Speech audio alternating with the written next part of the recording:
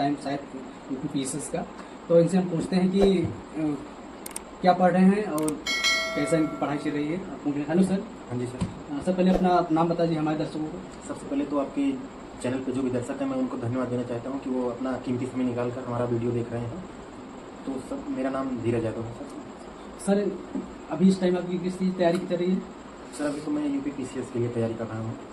तो सर हमारे जो दर्शक हैं जानना चाहते हैं आपसे कि अभी जैसे एग्जाम शायद 2 महीने बचे हुए हैं, तो अभी जो तैयारी है आपकी, सिलेबस आप खत्म कर दिए कि नहीं? सर हमारा जो प्री का सिलेबस है वो तो अब लगभग पूरा खत्म हो चुका है। हमारा रिवीजन चल रहा है प्री का। इसे जानना चाहते हैं कि जैसे भी और बच्चे भी तैयारी कर रहे हैं, तो अभी आपका रिवीजन ही चल रहा होगा। तो सर जैसे कुछ बच्चे हैं, हमारे पास दर्शकों को बहुत कमेंट आता है कि सर अभी रिवीजन करने में दिक्कत हो रही है, बार बार रिकॉल करने में दिक्कत प्रॉब्लम हो रही है, चीज़ें याद नहीं हो रही हैं। जैसे कुछ चीज़ें हैं जैसे हिस्ट्री, क्योंकि पीसीएस जो होता है, जो जहाँ तक मैं समझ पा रहा हूँ कि एक फैक्ट है, जो फैक्ट पूछा जाता है।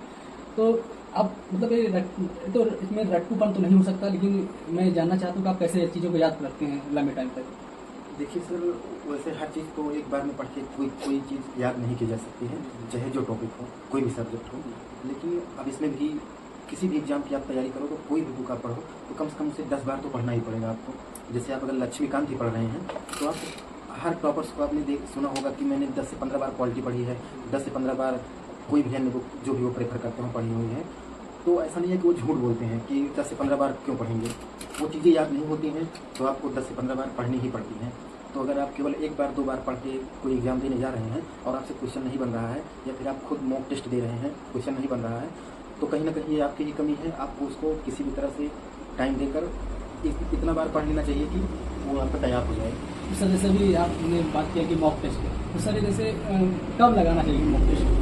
क्योंकि कभी ऐसा होता है कि पढ़ते टाइम, क्योंकि जैसे एक सब्जेक्ट या एक टॉपिक तैयार हो तो हम मॉक टेस्ट लगाएं, कि या हमारा जब तक पूरा सिलेबस कंप्लीट हो जाए तो मॉक टेस्ट लगाएं। तो क्या रहनी चाहिए इसकी रणनीति की मॉक टेस्ट लगाने की?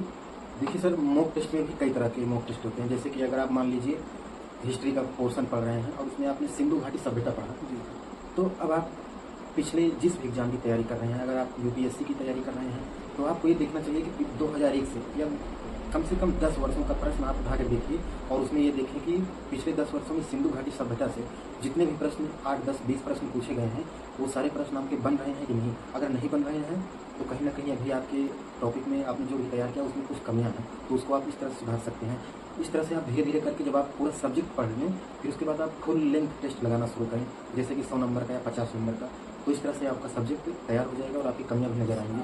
सर तो मैं जानना चाहता हूँ कि जैसे भी मार्केट में जो टेस्ट सीरीज आ रही हैं उनका लेवल कुछ और है और ओरिजिनल जो पेपर है उसका अलग है। तो मैं जानना चाह रहा हूँ क्योंकि जो बच्चे दे रहे हैं मार्केट की टेस्ट सीरीज लेके, किसी भी कोचिंग में, किसी कोचिंग का नाम नहीं लेना चाहता, तो जो दे रहे हैं तो उनको लग रहा है कि मेरी मतलब नंबर कम आ रहे हैं, तो उन नंबर इंप्रूव कैसे करें? क्योंकि वही अगर ओरिजिनल टेस्ट होता है, ओरिजिनल टेस्ट तो सर जान रहे हैं कि उसमें अलग रहता है, कुछ उसका तो कोई नहीं होता, या पीसीएस हो या यूपीएससी का हो, तो कैसे इंप्रूव करें? क्योंकि हर वक्त अगर आप भी सर आपने शुरू दे रहे होंगे तो आपको वैसे लगेगा कि नर्वसपन तो आया ही होगा, ऐसा नहीं है कि आपको एक बार भी बनने लगा होगा।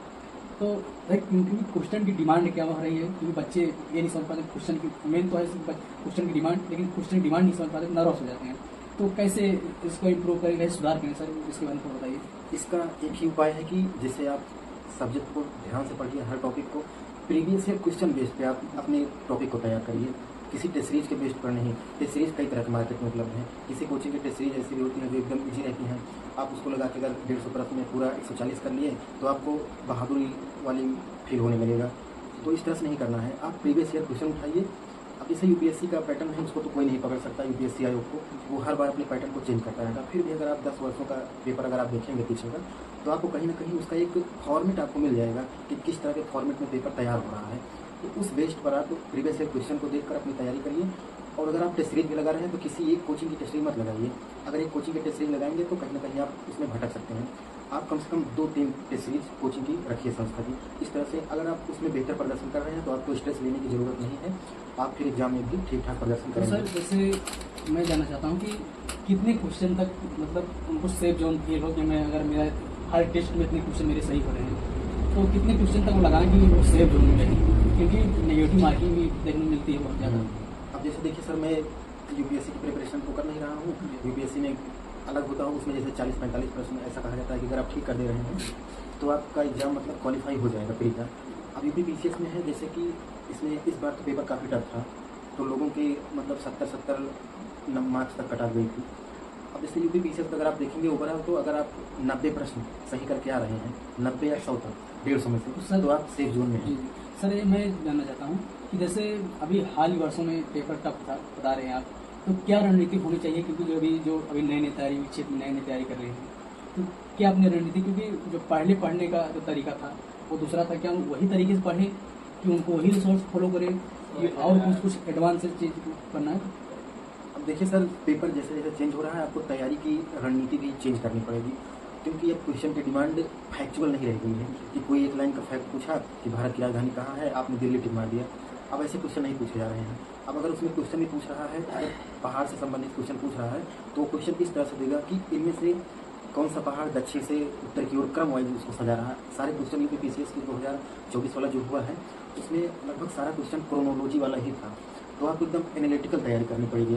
सर ये जान रहे हैं, समझ रहे हैं आपकी बातें, लेकिन मैं ये सुन रहा हूँ कि अगर जो टेस्ट सीरीज मार्केट में आ रही है वो सब ऐसे इस तरह से क्वेश्चन आप सेट नहीं कर रही हैं, तो कहाँ से ऑथेंटिक एकदम मिले उनको प्योर? क्या सर, जैसे कि मैंने देखा कुछ टॉपरों का कहना है कि पीवाईक्यू देखे थे, क्या सर पीवाईक्यू सच में कारगर है इस एग्जाम के लिए? नहीं, हाँ, मतलब लगाना ही जरूरी है नहीं? अगर मान लो कोई लगा रहा है तो लगाए ही कि मत लगाए। अगर आप प्रीवियस ईयर क्वेश्चन नहीं देखेंगे तो आपको तैयारी का तरीका पता ही नहीं चलेगा।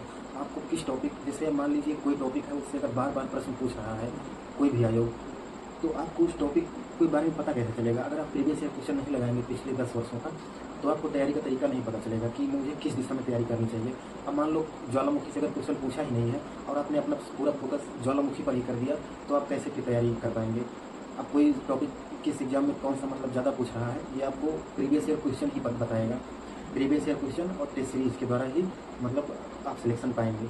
तो दोस्तों मैं ये कहना चाहता हूँ, जो भी अभी तैयारी नए कर रहे हैं, तो अभी जैसे हाल ही वर्षों में ट्रेंड क्योंकि जो कठिन एग्जाम आ रहे हैं, तो मुझे लगता है कि सर ही बताएं कि अपनी तैयारी को दूसरी दिशा में ले जाइए, क्योंकि अगर वही रिसोर्स को आप पढ़ रहे हैं, क्योंकि जो अदर पढ़ते आए हैं, तो आपके लिए शायद कारगर न साबित हो। तो सर से मैं पूछना चाहूँ, सर बताइए, जैसे भी 2 महीने बचे हैं एग्जाम के लिए, तो क्या सर जो कुछ नहीं पढ़े हैं या जिनका सिलेबस कंप्लीट है, अदर एग्जाम की तैयारी कर रहे थे, तो उनका मतलब कितना % चांस है कि लिखा जाएगा नहीं लिखेगा? मान लो अगर वो 2 महीने का अभी है टाइम, तो अगर पढ़ना चाहें तो? देखिए, जो अदर एग्जाम की तैयारी कर रहे थे, अगर अब वो 2 महीने केवल अपना पीसीएस को देंगे तो हो सकता है उनका निकल जाए, लेकिन संभावनाएं कम ही रहेंगी, क्योंकि अगर वो एसएससी की तैयारी कर रहे थे पीछे, तो उसमें तो मैथ और इंग्लिश का काफ़ी वेटेज रहता है, तो हो सकता है वो उस लेवल का जीएस ना पढ़े हों जितना यूपी पीसीएस डिमांड करता है। तो फिर भी अगर अगर वो निकालना चाहते हैं, तो वो मतलब प्रीवियस ईयर क्वेश्चन बेस पर अगर घटना चक्र की तैयारी अगर करके जाते हैं ठीक ठाक, तो उनका लगभग 50 से 60 क्वेश्चन घटना चक्र से रिपीट हो जाता है। तो घटना चक्र की हर सब्जेक्ट की किताबें अगर लेकर एनालिसिस कर लें और करंट अफेयर पर अच्छी पकड़ बना लें, कोई अच्छी मैगजीन लेकर, जैसे कि घटनासार की मैगजीन आती है, तो उनकी तैयारी हो सकती है, कट ऑफ तक पहुँच सकते हैं। ठीक है सर, आपसे बात करके बहुत अच्छा लगा सर, धन्यवाद सर। ठीक है।